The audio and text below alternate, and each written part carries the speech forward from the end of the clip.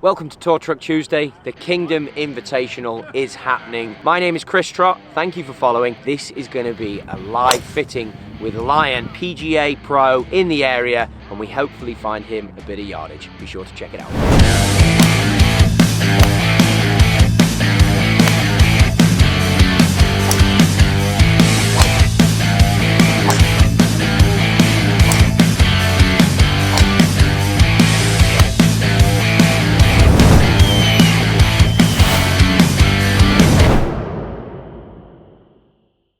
Gather round, guys. This is a once in a lifetime, this. Let's go. You can loosen up first. He's got some speed, so we'll go through this. He's also using a very interesting driver. Grab your iron, loosen up properly. We'll do this properly. Where he's actually using a HD head, which is a high draw head. And it's also a very spinny head. So I'm actually going to back myself here, guys, in a tour situation. See if I can find him some yardage, find him some distance. He's probably never been fit. Have you ever been fit in your life, or you figured it out yourself? He's been fit. So he's been fit, but he's ended up somehow, maybe he went to someone who had a few drinks, into a HD. Does anyone else fancy being a victim here in a minute? And I'll go through a fitting with them. Don't be shy, guys, don't be shy. Oh. So basically this head looks like a hooded claw. It's the sort of thing you'd use if you were going to swipe someone in the face, not the sort of driver that you put with a player like this. When you look at this, remember I told you a couple of things. What iron are you hitting? 7 iron. So start to think as a fitter, target? White pole. White pole. So he's going for the white pole. And then you boys, where's the divot going? Left, right, straight? Little left. So we all know as teachers, you put that wherever you want it. We all know as teachers and as fitters, he's got divots with a 7 iron that are going a little left. Obviously the turf is beautiful right now. You can see the divots are a little deep, right? So you can tell with all the information already that his attack angle is going to be down a little bit. Looking at his driver, he's using pretty lightweight. We could go heavier than this probably for his speed, but he's using a lot of loft as well.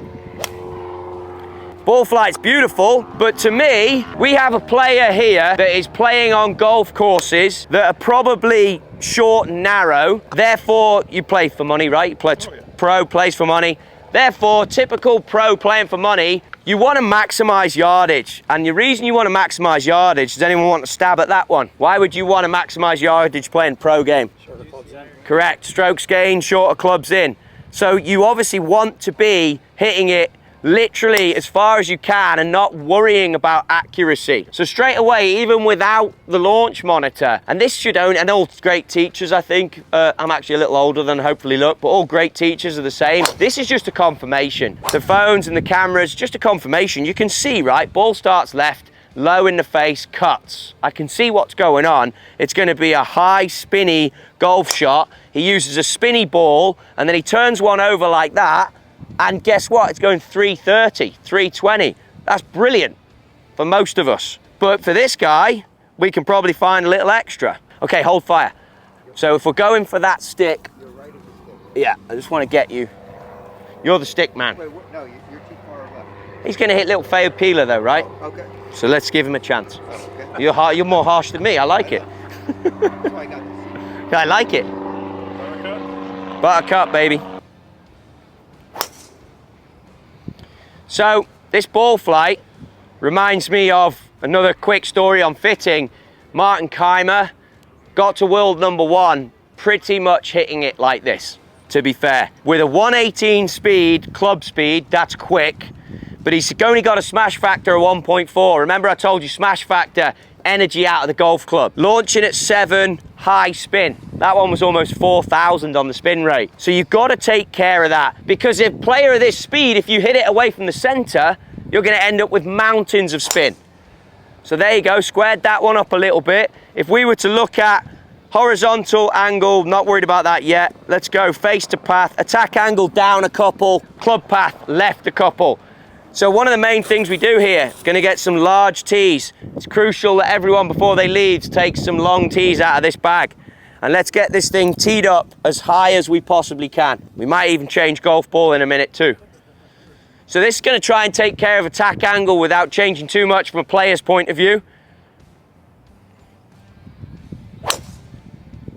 Okay, remember that's the HD, so that club is not designed to hit it over there. Let's make a couple of changes already. We don't need to see any more. Head spinnier. Why would the HD head be spinnier if it's a draw bias? Because on the two different heads, the CG is in a different location on this one, based on that inertia generator and the positioning. So we're asking why this head spins a bit more, engineering-wise, based on this inertia generator at the back, which at the photo shoot, Jason Day flat out asked me what that was called. I had no clue. I just said the weight. He didn't like that. But the bottom line is, that's on a slightly different position, gives you a different center of gravity location. So I'm going down in loft, but I'm gonna put it on the higher setting, so the blade's gonna close.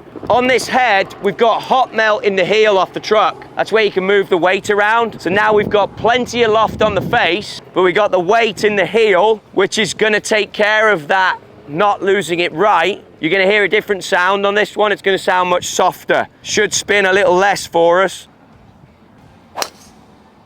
So much softer sound, launch at 7. See if you can hit one high for me. So a lot of what the stuff I'll do in fitting situations like this, we're gaining yardage now with every golf shot. I have a club that shouldn't want to go right. So you've got to just retrain the player to give you the shot. You find the shot shape that you want, and then you move back to hitting players' golf shots. So that's a pretty good ball flight. You can see there's not much spin on that one. That's going to be his longest shot so far. The ball speed, which is what I'm most driven by, if I go all shots so far and I give us ball speed and we look at everything that he's hit so far, that was his quickest ball speed by 7 miles an hour. So that now means that if I look at smash factor, which again is energy efficiency, 1.5 is optimum, that was 1.49. So all you're trying to do when you fit is basically through as fewer changes as possible without giving a player this much information, because that can be killer as well. Your 1.48 smash factor, 171 ball speed. All I'm trying to do is get the player in a place where this club is efficient and it's not losing energy for him. He still launches it pretty low. To give you guys an idea on apex, Rory would be at 130 feet. That's at 80 feet. Two completely different players though. You've got a guy here with a club path -2 left. I've got an attack angle that is coming out at -2. Rory would be +3 and his path would be different. Complete different drivers of the golf ball. See if you can just hit it higher, I think, for you. Good, good. So I think you also have to understand on this, there's a limit you're gonna get.